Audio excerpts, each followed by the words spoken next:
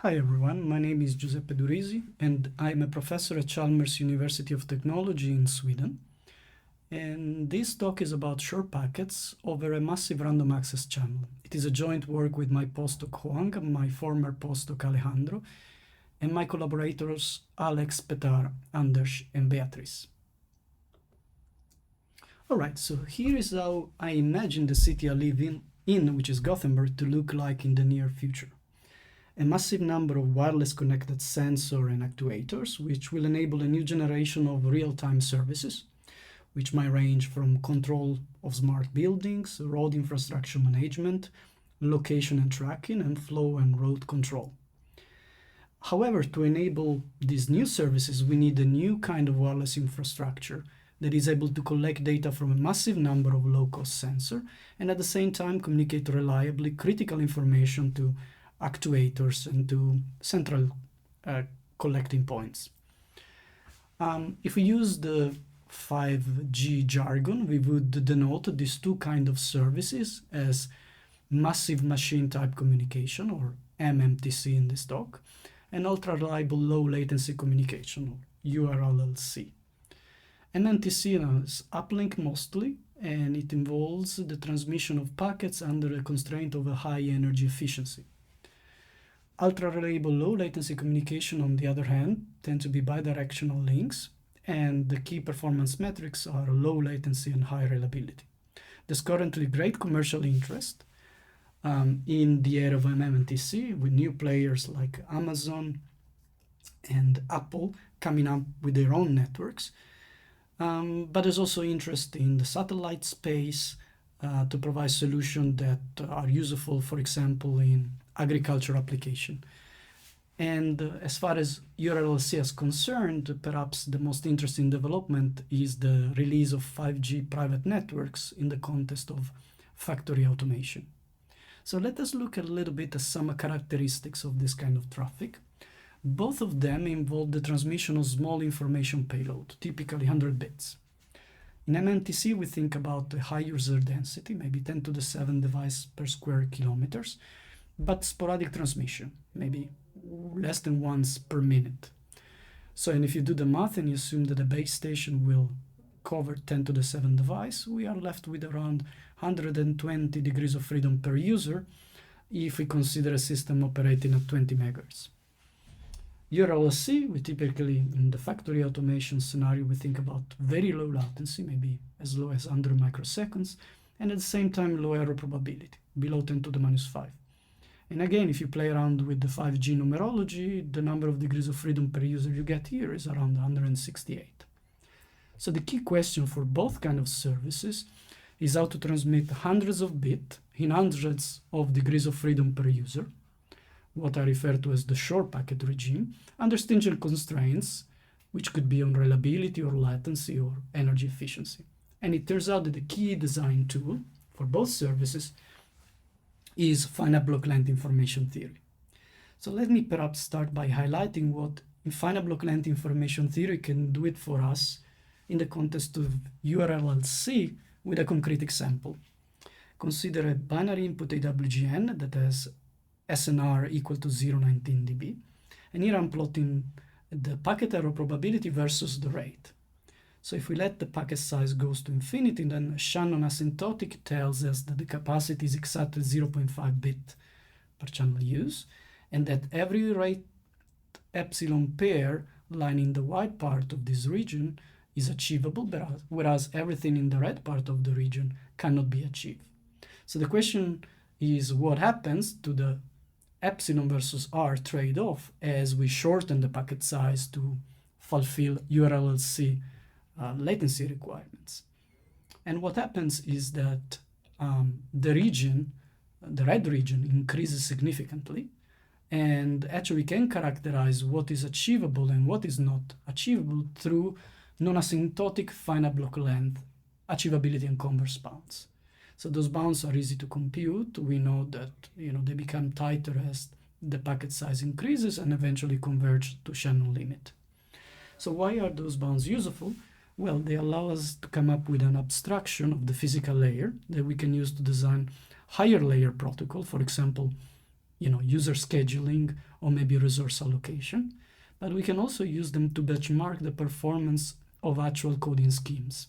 Here I consider packet error probability versus SNR for codes that operate at the rate of 1/2 and have length 128. So in the shaded area corresponds to the bounds I showed you before, whereas the continuous lines correspond to different kind of coding schemes, both commercially implemented in satellite links or in 4G and 5G, and ad hoc design to get close to the bound. So as you can see, we know how to design codes with relatively low complexity that operate essentially on top of the finite block length bounds. So what I would like to do in this talk is to show you that the same kind of development has been achieved in the context of massive machine type communication. So specifically, we have finite block length information theory bounds that describe the underlying trade-off. Here we are typically interested in the trade-off between the required energy per bit and the average number of active users. And there are coding schemes that have been developed in the last 5 years operating very close to those bounds. So I will in particular focus on the finite block length information theoretic bound recently developed by Polyanskiy in 2017, but also discuss extension developed in our group to the case of unknown and random number of active users and to the case of heterogeneous traffic. And I will explain you later on what this means. And finally, I will conclude the talk by highlighting further extension and open problems. All right, so remember, in the massive machine type communication setup, we are interested in a scenario where we have, say, 10 to the 7 users, each one of them transmitting sporadically around 100 bits. And the sporadicity of the transmission and limitation in the packet size, in the payload size, actually force us to rethink about the way we model the multiple access channel in information theoretic terms. So the classic way in which we model the multiple access channel, which for the Gaussian multiple access channel yields the well-known Cover-Wiener pentagon region for the capacity region, relies on essentially two fundamental assumptions. One is that all users are active, there's no sporadicity, and this assumption actually was already noted as a weak point in the analysis by Gallager in a nice review paper in 1985. And the other, perhaps a little bit more hidden assumption, is that each user is given a different codebook in the analysis. Now this entails an admission phase where each user communicates with a central unit, usually a base station, and gets assigned a certain codebook that needs to be used. But this admission phase comes with a overhead, which is really not tolerable if all that we want to transmit are just 100 bits. So what is the alternative? Well, the classic alternative is instead to analyze multiple access in the context of collision resolution. So here we assume that we have a frame, we divide it into slots, and each user picks at random one or more slots over which to transmit in an uncoordinated way. Now, if a slots contain only the packet of a single user, then we typically assume that these packets can be decoded correctly, whereas if multiple users picks the same packet, then there's a collision and information is lost. This model is nice because it applies potentially to an infinite user population where users are active sporadically. The problem of the typical analysis we conduct in this scenario is that they rely on a very crude modeling of the communication aspect, just collision channel. And it's interesting actually to think about the optimality of the underlying solution, which range from Abramson-Aloha to Roberts slotted Aloha to more modern variation of the slotted Aloha protocol that involve coding, pioneered by Levi and collaborators. So it's interesting to analyze the optimality of those solutions because are essentially the standard, the de facto standard for practically deployed MMTC solution. So an attempt to address the limitation under which collision resolution analysis have been performed has been put forward in many papers in the past. One of them, which I highlight here, is a nice paper by Bar David, Plotkin, and Rom, where coding schemes for a collision resolution channel, in which actually the collision resolution channel is modeled as a noiseless other channel, are proposed. And then a more general information-theoretic perspective on the problem of transmitting information in MMTC system has been recently put forward by Polyanskiy and al. So let me spend some time reviewing Polyanskiy's model. Let us consider, for simplicity, communication over a Gaussian multiple access channel. So each user draws a message uniformly at random over an alphabet of cardinality n. We can think of n being 2 to the 100, so each message carries 100 bits. These messages are mapped into code words by each one of the active users, and we assume that there are KT active users. And then the corresponding code words are summed up together with additive noise. So we shall assume that all code words satisfy a power constraint, where P denotes the average power per symbol. Okay, so the key assumption in Polyanskiy's analysis to capture the fact that the payload of those users is small and that we cannot have an admission phase where we assign different codebook to different users is as follows. The first assumption is that all users use the same encoder and hence the same codebook. So we cannot really distinguish users by the codebook they transmit. So anything related to user identity must be part of the transmitted message. Because we cannot distinguish users, the decoder will just produce an unordered list, which I call the curly W hat, of KT messages. Note that in Polyanskiy analysis, implicitly it is assumed that the number of active users is known to the decoder, which then can produce a decoded list of the same size as the number of active users. And finally, the third new element in Polyanskiy's model is that the performance metric we are going to try and track is the per user error probability and not the error probability computed joint over the users. And the reason we do that is that if we insist on looking at the joint over the user's error probability, well, the analysis doesn't become very interesting, because as we let the number of users go to infinity, that joint over the user error probability goes to 1, even if we allow the frame size to go to infinity. Here the frame size is denoted by n, as before. All right, so these three assumptions, same decoder, the decoder that produced an unordered list, and a per user error probability, change completely the setup compared to the classical MAC that we analyze in information theory. And we shall refer to this model as unsourced MAC to underline the fact that there is no coordination, there's no admission phase. All right, so we can define a random coding achievability bound for this setup. We first define an M and epsilon code for this KT user unsourced GMAC with power constraint P as a pair of possibly randomized encoder and decoder that satisfy the per user error probability constraint P less or equal than some epsilon. And as I mentioned in his 2017 paper, Polyanskiy put forward the following random coding achievability bound on the epsilon parameter, which I just denoted. Now, this bound at first looks seems a bit intimidating, but it turns out that it relies on a few key steps, few key ideas, which are actually quite easy to explain. And once those ideas are clear, actually it's quite easy to interpret the various parts of the bound.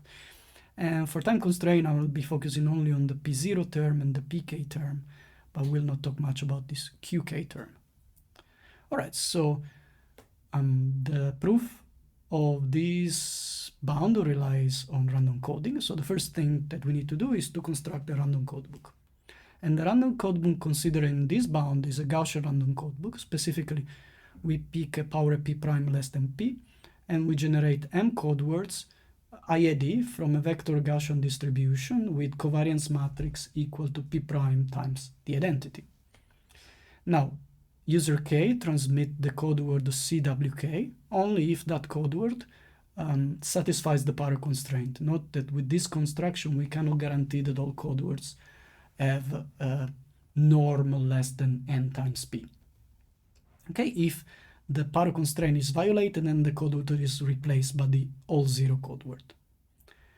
And as a decoder, we consider a decoder that produced the unordered list W hat by seeking the list of code words of size KT, which once added together are closer in Euclidean distance to the received signal Y. Now it's worth noting that this decoder is not maximum likelihood because the parameter we are interested in minimizing is the per user and not the joint over the user error probability. So this is a mismatch decoder. All right, so we can as well rewrite this probability, per user error probability, as 1 over KT, the expectation of the sum of the indicator function that the message transmitted by user K is not in the decoded list. And this probability measure is with respect to the additive noise, the uniformity of the messages that we draw, and the conditional Gaussian distribution on the code words given that the power constraint is satisfied. Now, computing this expectation under this measure turns out to be a little bit tricky because it could well be that two different users pick the same code word, which introduce dependencies. So a convenient first step is to replace this measure P with a simpler measure Q, under which all transmitted messages are distinct and the code words are IID Gaussian. And we can move to the expectation over P, from the expectation over P to the expectation over Q, simply by adding a total variation distance penalty. All right, so this actually explains already the meaning of this term P0 in the bound. As you can see, P0 is essentially a bound on this total variation distance, and it includes the first term, which is the probability that two users pick the same message, and a second term, which is the probability that one of the transmitted code words violated the power constraint. Okay, so now we need to compute this expectation with respect to this simple probability measure Q. And one way to do that is as follows. Let's think of W being the distinct set, the set of distinct transmitted messages, and W hat the set of decoded messages. So the corrected messages will be the one in the intersection between two sets.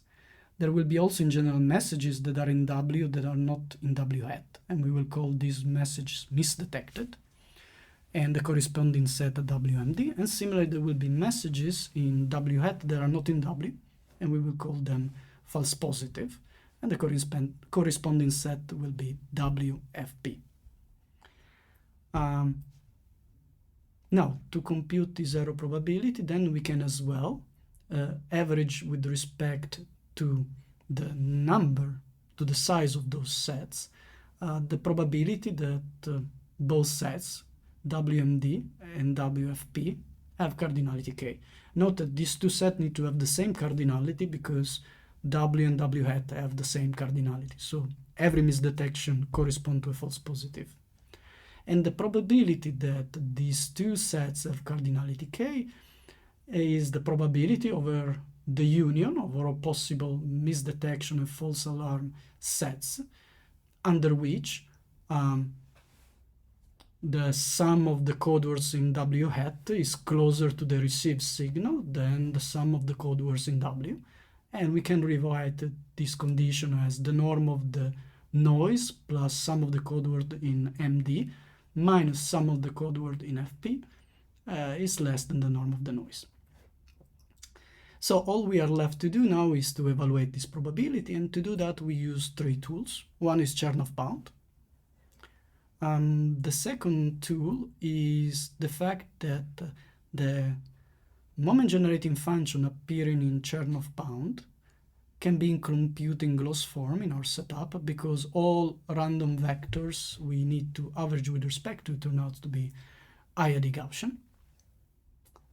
And the final tool is Gallager trick to tighten the union bound. So as usual, we are going to assume that we have a bunch of event A1 to AM, and their probability, the conditional probability given some z, decays exponentially with the frame size with exponent e to the z, e of z. Then for all rho between 0 and 1, the probability of the union of these events can be upper bounded by m times rho, where m is the cardinality of the union, times the expectation of e to the rho ez to the power of n. So e to the nz, e to the minus nz to the power of rho. All right, so remember, this is the quantity we need to evaluate, and to do so, we are gonna use these three tools in this order. We first condition the probability of one of the events with respect to C, W, M, D, and Z, and then we use Chernoff bound to evaluate the underlying conditional probability. Then we use Gallager's tricks to compute the union on the set WFP. We use the closed form expression of the MGF to compute the expectation over CWMD. And finally, Gallager trick on the second union. And we conclude the proof just by computing the average with respect to Z, which again can be computed using the closed form of the MGF. Okay, so those are the simple 5 steps that leads to Polyanskiy's 2017 bound, or at least a part of it. And you can recognize these steps from the expression that I provided here. So as you can see, the exponent here, ET, involves the maximization over 2 parameters, rho 1 and rho 2, which are exactly the 2 rho parameters in the 2 Gallager steps. And then R1 and R2 are just the logarithm of the cardinality of the unions over which we apply Gallager bound, normalized by the frame size. All right, so one nice feature of Polyanskiy's bound is that it can be evaluated numerically in an effective way. And this is how it looks like if we plot it for a setup in which each user transmits 100 bits. The frame size is 30,000, and the target per user error probability is 10%. So here I plot the number of active users, KT, and the corresponding require B over N naught, which is N times P divided by log M.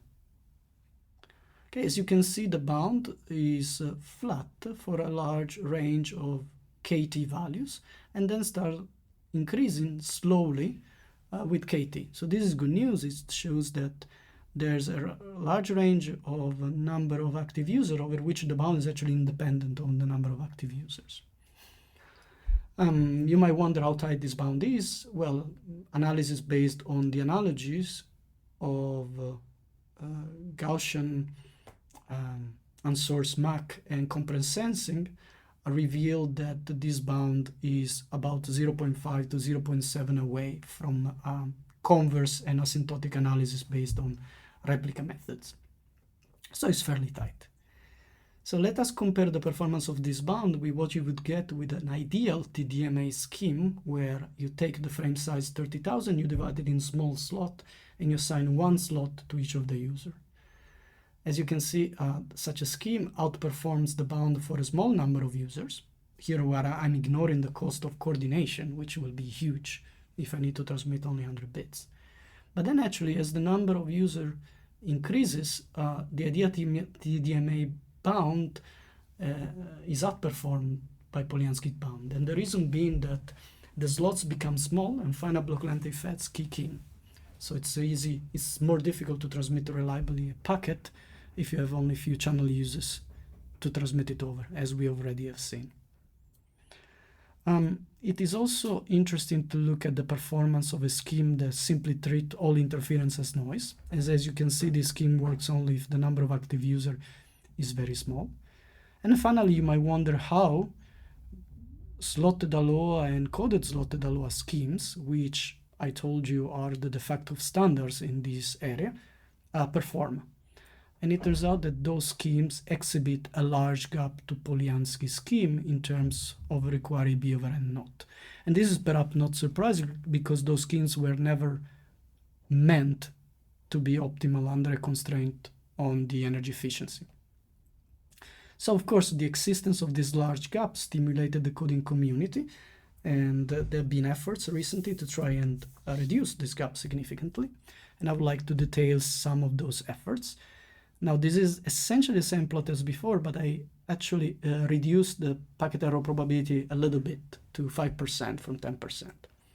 Okay, so one first scheme that had been suggested by actually Orthogonalization and Polyanskiy was built on computing forward and coding for back for binary other channel, and this actually turns out to improve on coded slotted ALOA for this packet error probability value.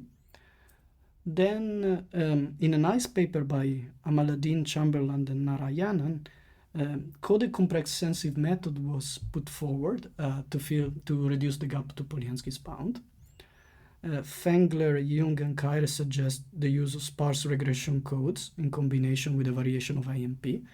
And Fengler's scheme was then improved by Amaladin, Pradhan, Rush, Chamberlain, and Narayanan with the introduction of a soft exchange of information between inner and outer codes. All those solutions rely on comprehensive-based approaches. A different approach is to instead combine spreading with polar codes, and this approach has been pursued by Pradhan, Amaladin, Narayanan, and Chamberlain. These schemes turn out to perform very well when the number of active users is small, but it entails a larger complexity, the comprehensive-based schemes. And a little improvement on this scheme has been put forward by Han and others, and this relies on sparse Kronecker product codes. So as you can see, the gap to Polyanskiy's bound have been reduced significantly over the last few years, although there's still perhaps some work to do in the regime when the number of active users is large. All right, so what I'd like to do now is to discuss a few generalizations of Polyanskiy's analysis and start by looking at what happens if we assume that the number of active users is random and not known to the receiver. So as we pointed out, when KT is known, the size of misdetection and false probability set is the same, but if KT is unknown, there's no reason to believe that these two sets will have the same cardinality. So of course, a pragmatic approach to this problem would be to first try and estimate the number of active users and then deploy a coding scheme that treats this number as known. So what we wonder is how optimal such an approach is. And now, because the two sets of misdetection and false probability are not necessarily of the same cardinality, it makes sense to track those two probabilities separately and maybe impose two different constraints on the two probabilities.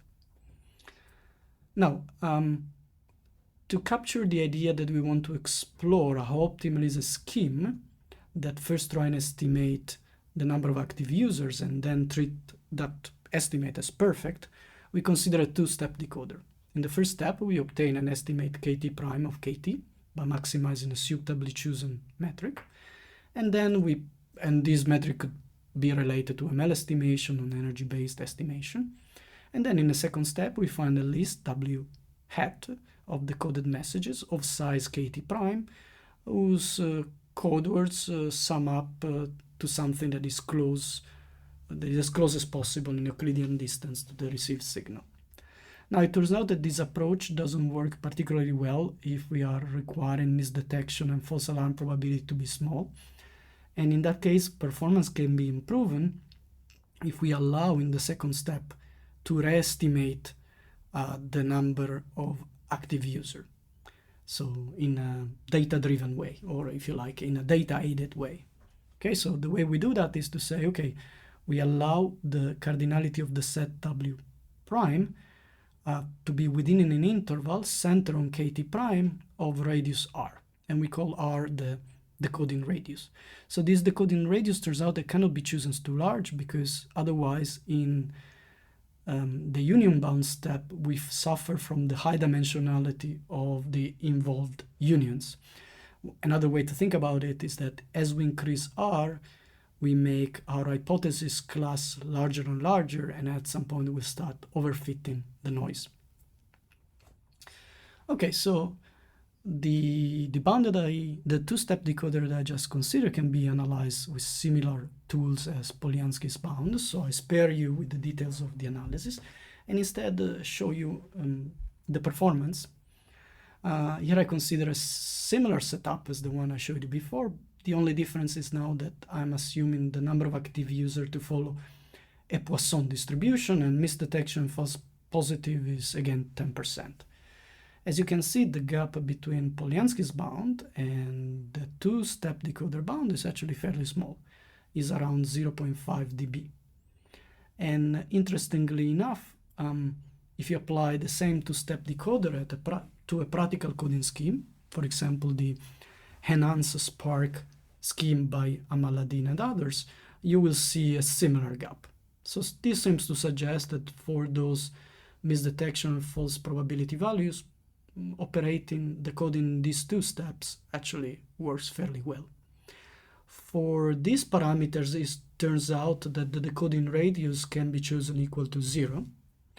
And here to show the impact of the decoding ratio, I zoomed in the case in which the number of active user in average is equal to 50, and showed you the misdetection and false positive probabilities as a function of dB over n naught.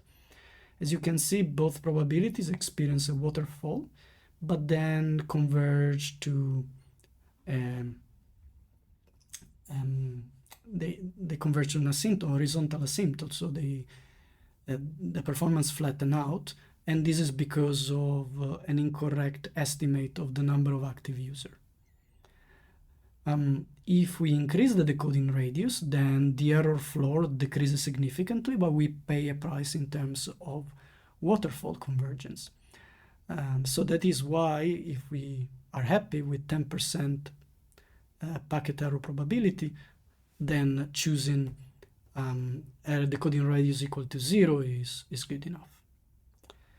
Now, if we instead lower a misdetection false probability significantly, so now I'm looking at 10 to the minus 3, then you see that the gap between the case of KT unknown and the two-step decoder and KT known becomes significant, order of 4.55 dBs.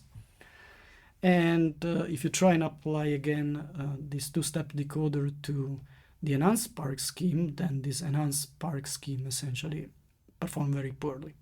So in this scenario, it is right now unclear how to design codes that operate close to our two-step decoder bound, and actually whether you can come up with low complexity solution that outperform our bound and operate close to Polyanskiy's bound even when KT is known. I think this should be doable, but the complexity might be high, so this remains to be seen.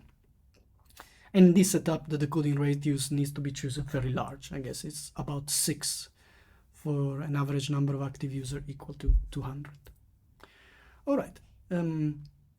Second generalization I would like to talk about, and this pertains to the case in which our MMTC network needs to support both standard message transmission, but also critical message transmission.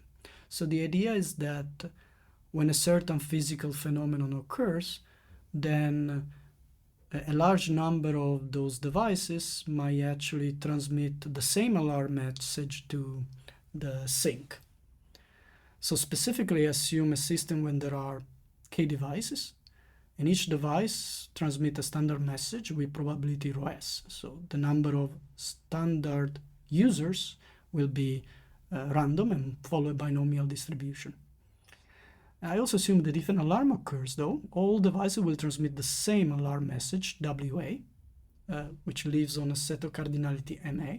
And typically I would think of MA to be way smaller than MS. So here would be 2 to the 100, maybe MA would be 2 to the 3. And devices will transmit the same alarm message with a probability rho A that cannot exceed rho A max, which we can think of the sensitivity of the devices to the physical phenomenon. So the setup I'm going to consider is that each device might transmit a standard message or an alarm message, or both of them, or none. And to define the performance metric, I need to set up some definitions. So I will denote by A the alarm event. W will be, as usual, the set of transmitted standard message, and W hat the corresponding set of decoded standard message.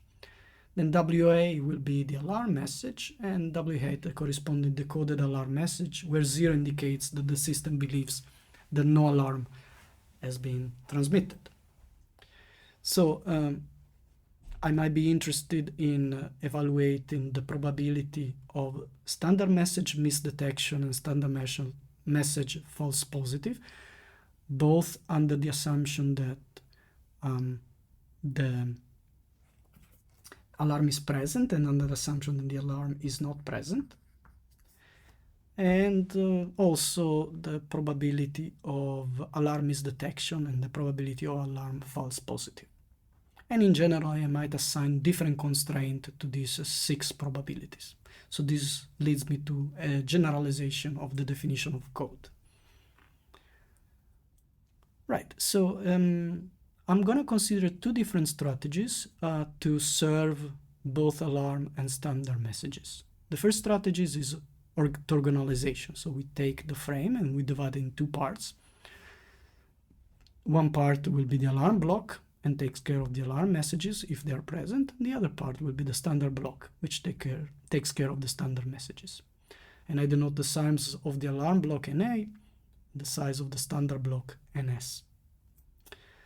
The other approach is to exploit reliability diversity and let both alarm and standard message be transmitted over the same resources and fully overlap. So this is a strategy that reminds of NOMA. And the idea is that we want to exploit the fact that typically the reliability requirement for standard and alarm messages are completely different. Maybe the standard message might be decoded with probabilities of the order of 10 to the minus 1, whereas for the alarm message we might wish ultra-reliable low latency kind of performance of 10 to the minus 5. Okay, so in that case, we can first decode the alarm message, and because we need to decode it accurately, we can then subtract it and decode the standard message. All right, so let me describe the performance of these 2 schemes. Let's start with orthogonalization. The standard block is just our usual unsourced GMAC with random and unknown number of active users, so we know by now how to evaluate its performance. In the alarm block, we are just left with a single user AWGN channel with an SNR, which is random and unknown, and is number of active users, number of alarm users squared times the power of the alarm code word. And this is because of coherent combining. Remember, all alarm users transmit the same message, so their code words add constructively. And this kind of channel can be analyzed with finite-blocklength tools. All right, specifically, again, for the alarm block, we consider a Gaussian codebook and the 2-step mismatch decoder again. So where first we estimate the number of alarm devices and whether actually an alarm is transmitted. And to trade false positive from misdetection, we seek Ka prime within an interval that is separated away from 0. You can think of the lower side of this interval as being a parameter similar to the Neyman-Persson threshold in the optimum binary hypothesis test that distinguish whether an alarm is present or not. The upper threshold is just for computational complexity. And then once we have decided that an alarm is present, we try and decode the alarm message, possibly estimating the number of active users to improve performance. All right, so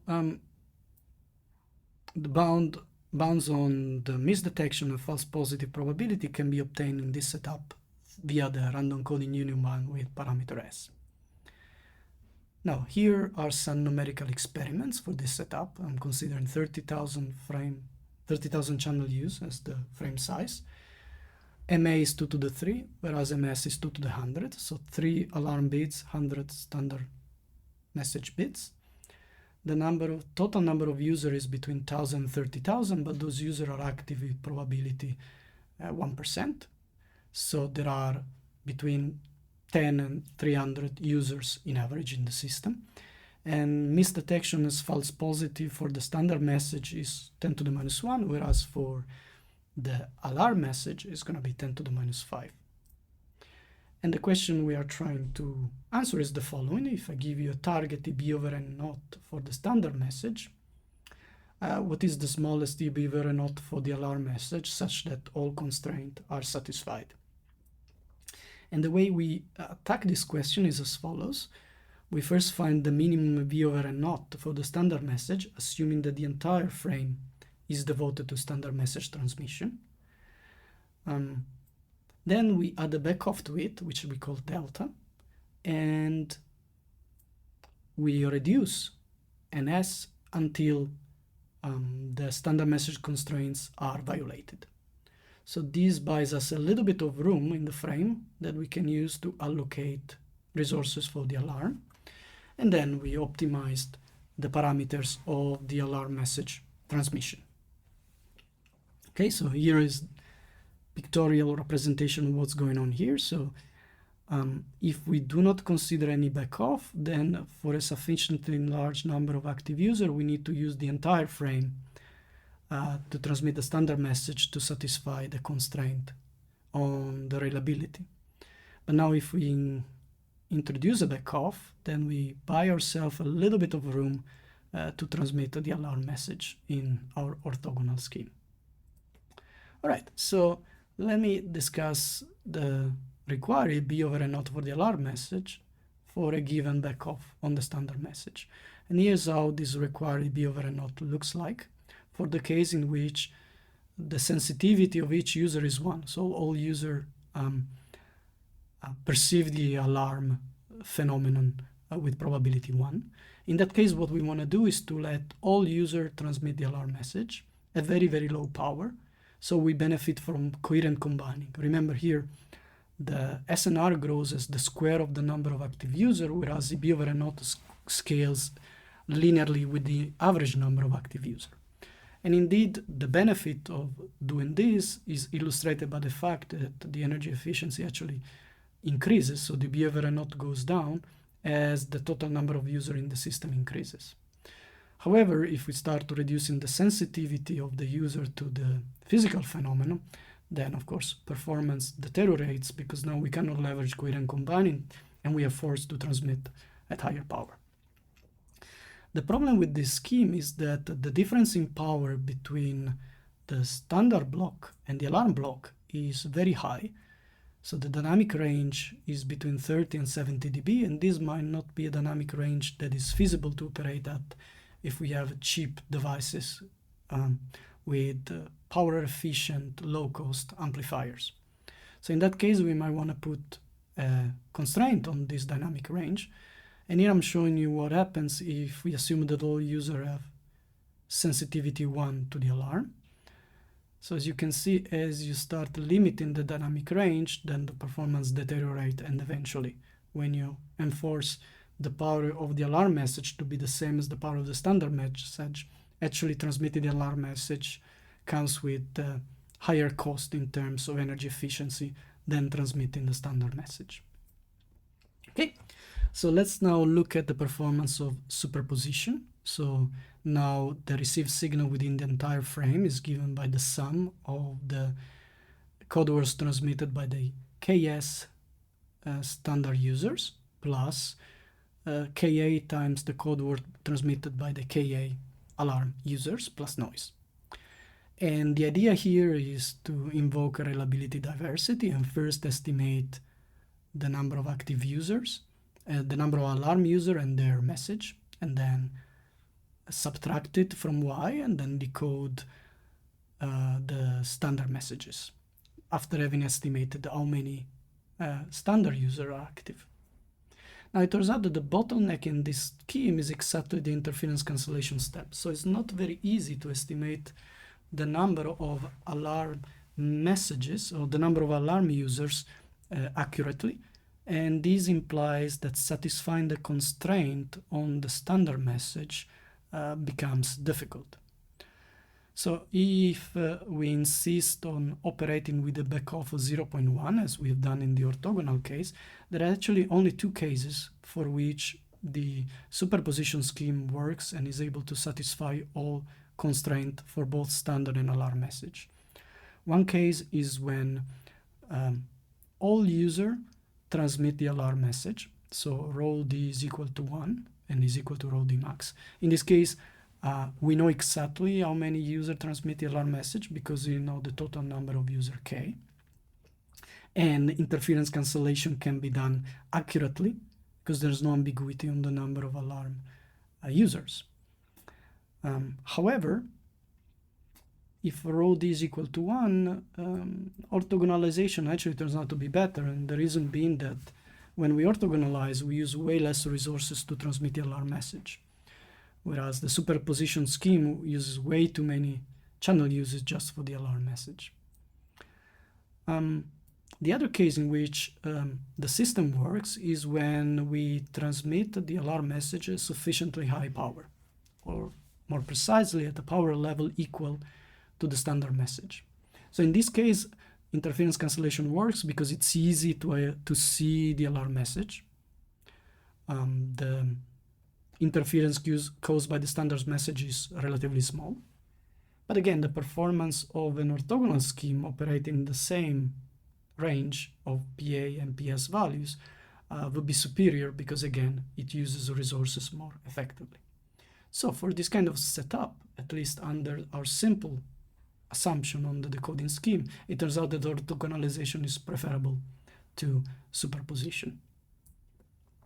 All right, so let me conclude the talk now. So I provided an overview of information-theoretic bounds for massive machine type communication and discussed two generalizations to a known number of active users and heterogeneous traffic. There are some further extension and open problems which I would like to highlight here, although briefly.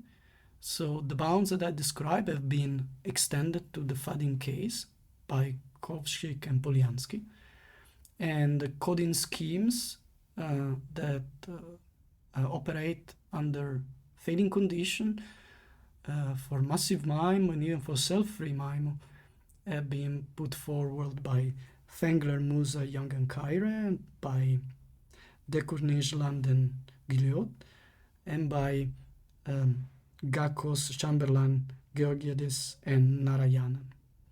An interesting extension to Polyanskiy's framework is to the case of variable length codes with stop feedback. So in this setup, we allow devices to keep on transmitting until that stop message is sent from the sink.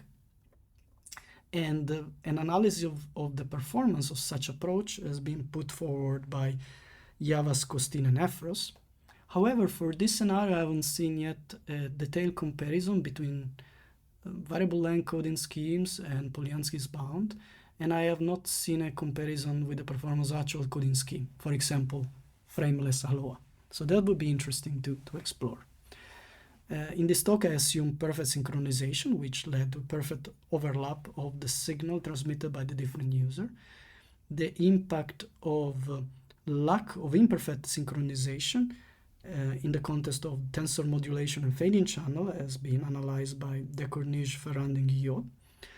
And actually, in a recent ISIT paper, Fengler, Lanchon, Narayanan, and Polyanskiy showed that lack of synchronization, at least for a simple channel, I think they look at the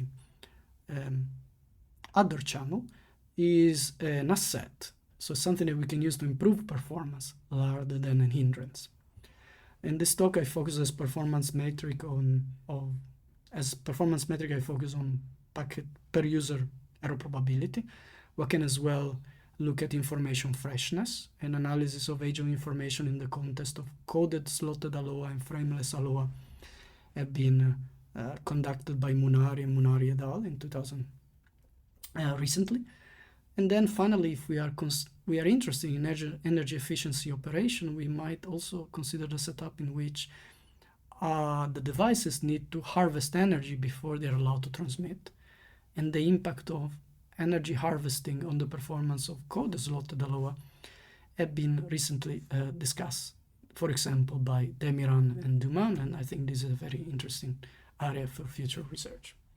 All right, so that concludes my talk, and thanks a lot for your attention.